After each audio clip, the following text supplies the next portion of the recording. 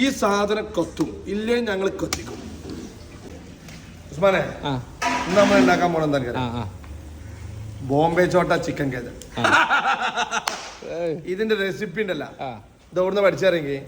ഞാൻ ബോംബെയിൽ പണ്ട് ഇതാണ് ബോംബെയിൽ സ്പെഷ്യല് ബോംബെ ചോട്ട ചിക്കൻ കേദർ. നമ്മൾ SMS-ന്റെ ഒരു സിഗ്നേച്ചർ ആയിട്ടാണ്, നമ്മൾ ന്യൂ ബോൺ ആയിട്ടാണ് ഉണ്ടാകും. നമ്മൾ പുതിയതായിട്ട് ഇൻട്രൊഡ്യൂസ് ചെയ്യണതാണ്. ഇതിന്റെ പേരാണ് ബോംബെ ചോട്ട ചിക്കൻ കേദർ. സാധനം മോനെ മസാല വേറെ ലെവലല്ലേ. പഠിച്ചത് ഇതിന്റെ റെസിപ്പി നമ്മള് ബോംബെയിൽ ഞങ്ങള് ചെറിയൊരു ബിസിനസ് ആവശ്യത്തിന് വേണ്ടിയിട്ട് ഞങ്ങൾ ബോംബെയിൽ പോയിട്ട് ആ ബോംബെ നിന്നാണ് ഇതിന്റെ റെസിപ്പി കിട്ടിയത്. നമ്മൾ ഡൽഹി ജുമാ മസ്ജിദിന്റെ ഒരു സ്പെഷ്യൽ ചിക്കൻ ഉണ്ട്. അതുപോലെ തന്നെ ഒരു പ്രത്യേക ഐറ്റമാണ് ഈ ബോംബെയിലെ ഏറ്റവും മൈലേജ്, അതായത് ബോംബെയിലെ തെരുവുകളിലൊക്കെ പിന്നെ ചെറിയ പെട്ടിക്കടകളിലൊക്കെ വെച്ചിട്ട് ഈ സാധനം വിൽക്കണ നമ്മൾ കണ്ടിട്ടുണ്ട്. അപ്പോൾ അവിടുന്ന് പിന്നെ ഞാനൊരു പ്രത്യേക സാഹചര്യത്തിൽ ഈ സാധനം കഴിക്കാണ്ടായപ്പോൾ എനിക്ക് ഭയങ്കരമായിട്ട് ഇഷ്ടമായി. അപ്പോൾ ഞാൻ ആ ചങ്ങായിനോട് ചോദിച്ച്, ആ കടക്കാരനോട് ചോദിച്ച് പ്രത്യേകം പഠിച്ചെടുത്ത റെസിപ്പിയാണ്. ഒരു രക്ഷയില്ല എന്ന് പറയാൻ, ഒരു രക്ഷയില്ല. ഈ സാധനം കൊത്തും ഇല്ലേ ഞങ്ങൾ കൊത്തിക്കും.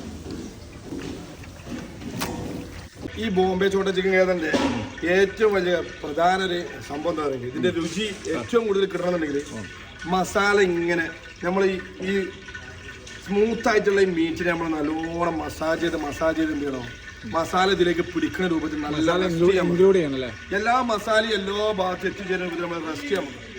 അപ്പോൾ ഇത് ഫ്രൈ ചെയ്യുമ്പോൾ പ്രത്യേകം ശ്രദ്ധിക്കേണ്ട ഒരു കാര്യം എന്താ പറയുക, ഇതുപോലെ നമ്മൾ ചിക്കൻ ഇങ്ങനെ ഇതിലേക്ക് ഇടുന്നതിന് കൂടെ 2 ഇല്ലി കറിവേപ്പില. അപ്പോൾ ഇതിൽ ഏറ്റവും ഈ ടേസ്റ്റ് ഈ ഫ്രൈയിൽ ചിക്കൻ ഫ്രൈയിൽ ഏറ്റവും വലിയ സ്പെഷ്യലൈസ്ഡ് ടേസ്റ്റാണ് ഇപ്പോൾ ഞാൻ ചെയ്ത ആ ഒരു ഐറ്റം. അതെല്ലാവരും ഒന്ന് ഇതുപോലെ പൊരിക്കുമ്പോൾ ഒന്ന് ചെയ്യാൻ ശ്രമിക്കണ്ട.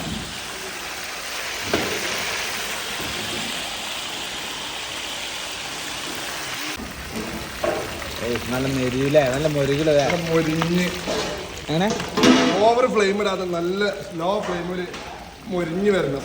മാക്സിമം ഇതുപോലുള്ള ഈ ഉരുളിയിലോ ഇരുമ്പിന് ചീനച്ചട്ടിയിലോ ഉണ്ടാക്കാൻ ശ്രമിക്കുക. നമ്മൾ ബോംബെ ചോട്ട കഴിച്ചു നോക്കട്ടെ, സൂപ്പറായിട്ടാ, അടിപൊളിയാണ്. ഫാറൂഖ് റാസിബ് ഷബീബ് ഓക്കെ.